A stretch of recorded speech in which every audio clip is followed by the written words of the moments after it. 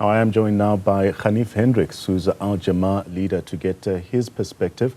Mr. Hendricks, a pleasure to have you on the program this afternoon. Firstly, what is your initial reaction as AL-Jamah to the EFF's proposal to form this coalition government with the ANC, which excludes the DA and FF+? In your opinion, what are the potential benefits and drawbacks for the ANC if they do decide to partner with the EFF instead of the DA and FF+?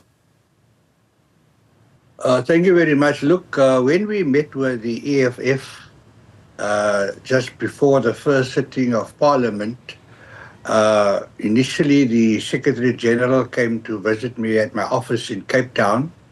We then suggested, why don't we get the parties that they have been visiting one-on-one together, and that's how the Progressive Caucus was formed.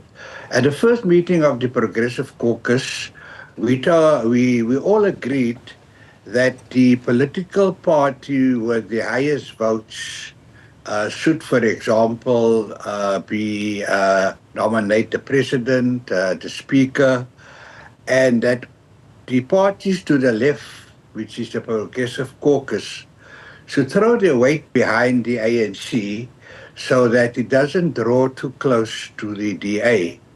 And we all agreed that, and even Commander-in-Chief, President Malema, agreed that he's even prepared to nominate President Ramaphosa as the president of the country because he's the nominee of the ANC. However, that didn't happen, and later on, other parties decided to stay with the Progressive Caucus, but also showed their support for the ANC by joining the government of national unity. And as you know, AL-Jamah was the last party to join, and after we joined, they closed the books. So there are 10 political parties. We feel it's very important for parties to the left to work together to prevent a return to apartheid and also a return to white rule, because we've had enough of that since 1948. 1994, we had some taste of freedom. And if you want to have true freedom, it's very important that parties to the left, that we work together.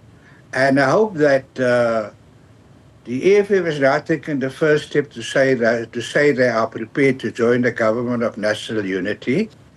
They were the first party that the African National Congress contacted to join them so that they can be sure that they will have the numbers to have their president elected.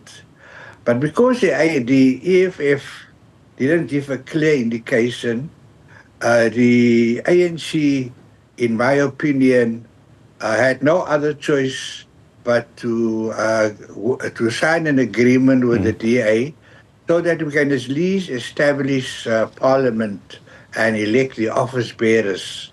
That is now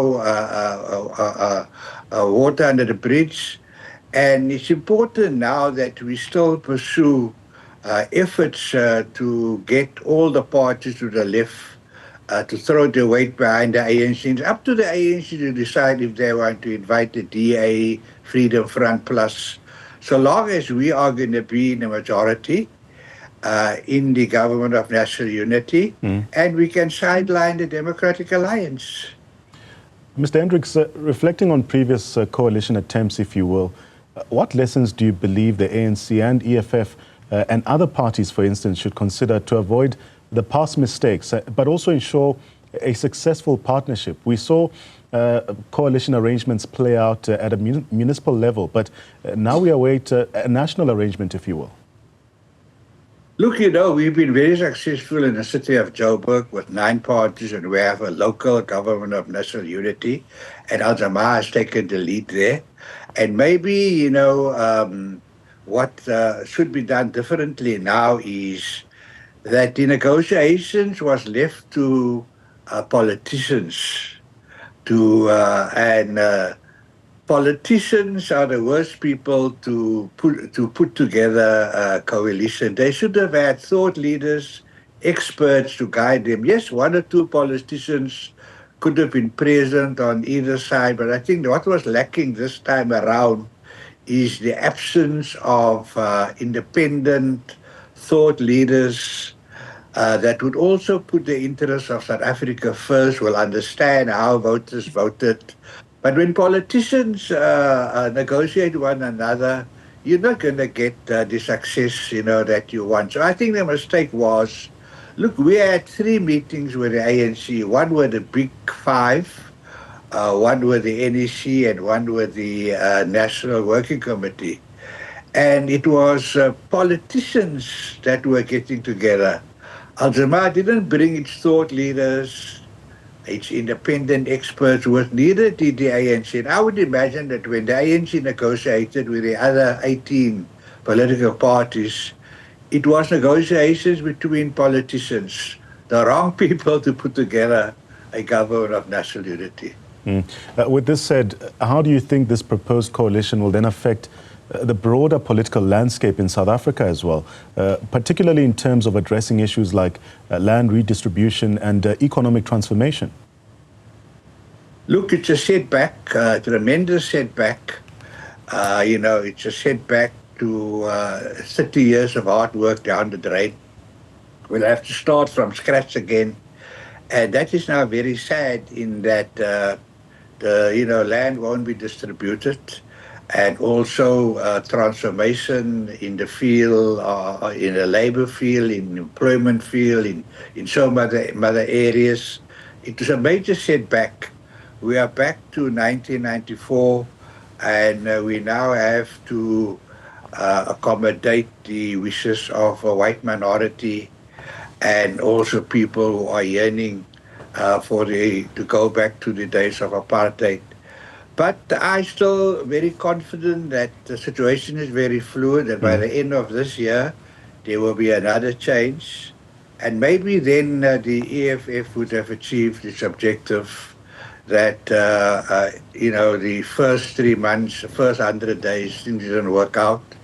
And parties part ways, and then we have a plan B and option 2, with the EFF and the MK and all the parties to the left coming together, but then they must set aside their differences and personal attacks and put the interests of South Africans first. Given these scenarios that you've just highlighted, and also in your view, what steps should the ANC and EFF then take to ensure that, for instance, their coalition, whether it happens in the future, is perceived as legitimate, but also capable of addressing all the needs of South Africans?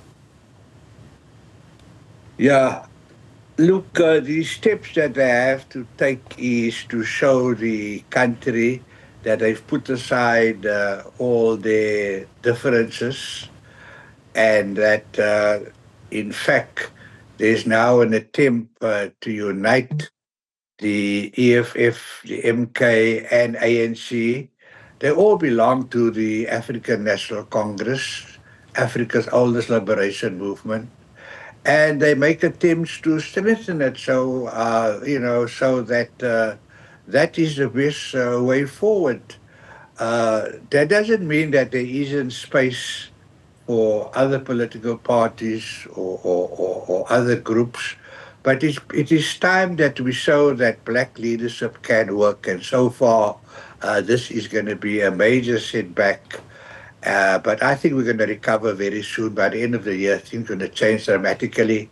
We need to get the parliament going. We need to get an executive going. We need to get the economy back on track. So this is the first baby steps to what many South Africans want, and that is for black rule in South Africa, but to benefit all South Africans. So as you know, the EFF has criticized the DA and FF Plus for their stances on issues like Palestine, for instance, BRICS, Ukraine, and also affirmative action. How aligned is AL-Jamah with the EFF on these specific issues? We are right behind them. We feel that, we gave President Ramaphosa 10 out of 10 at the last SONA for creating what AL-Jamah called a new civilization, because the old civilization the Western civilization has lost its humanity, and South Africa has now tried to build a new civilization, and the EFF has thrown their weight behind it. And we also know that the MK party is fully behind the end of the occupation in Palestine, a ceasefire immediately, and also a return to humanitarian principles, which is sadly lacking in the old civilized world.